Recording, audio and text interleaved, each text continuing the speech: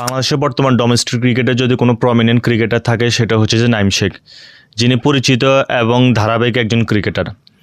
আমি জানি আপনাদের এই কথা শোনার পর মিশ্র প্রতিক্রিয়া থাকতে পারে, কারো হয়তো পছন্দ হতেও পারে, নাও হতে পারে। সেটাও পর্যাপ্ত পরিমাণ কারণ রয়েছে, যেহেতু উনি ঘরের মাঠে এতটা ভালো ক্রিকেট খেলার পরও যখন ন্যাশনাল টিমে ওনার সুযোগ পায় তখন তিনি কিছুই করতে পারেন না।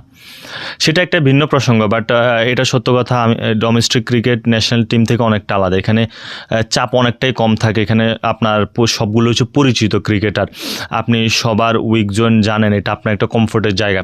সেই জায়গা থেকে এখানে পারফর্ম করাটা সহজ। কিন্তু ন্যাশনাল টিমে জায়গা করে নেওয়ার জন্য এটা হচ্ছে যে বেস্ট মাধ্যম যে ডোমেস্টিক ক্রিকেটে পারফর্ম করা। তাহলে প্রশ্ন হচ্ছে যে তিনি এতটা ভালো ক্রিকেট খেলার পরও তাহলে ন্যাশনাল টিমে পারেন না কেন? আমার নিজের মধ্যে সেম প্রশ্নটা কাজ করে, বাট আমার নিজের ব্যক্তিগত কিছু পয়েন্ট অফ ভিউ রয়েছে। সেটা হচ্ছে যে প্রেশার, ম্যাচ প্রেশার কিন্তু আলাদা। ন্যাশনাল টিমে ক্রিকেট এবং ডোমেস্টিক ক্রিকেটের সিনারিও সম্পূর্ণ আলাদা।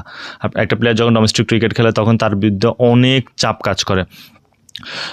একই পাশাপাশি বেস্ট প্লেয়ার, আপনি যখন একটা ন্যাশনাল টিমে কিন্তু বেস্ট রিসোর্স থাকে, একটা টিমের বেস্ট রিসোর্স নিয়ে সে নামে, তো সেই ক্ষেত্রে সেখানে পারফর্ম করাটা ডোমেস্টিকের তুলনায় একটু টাফ। এর পাশাপাশি ম্যাচ প্রেশার তো রয়েছে। সো সব কিছুতে অ্যাডজাস্ট করে নেওয়াটা হচ্ছে সবচেয়ে গুরুত্বপূর্ণ। সেক্ষেত্রে হয়তো বা নাঈম শেখ এখনও তিনি অ্যাডজাস্টও করতে পারতেছেন না। এটা আমার পয়েন্ট অফ ভিউ। এখন আপনাদের যদি কোনো মতামত থাকে সেটা অবশ্যই জানাবেন।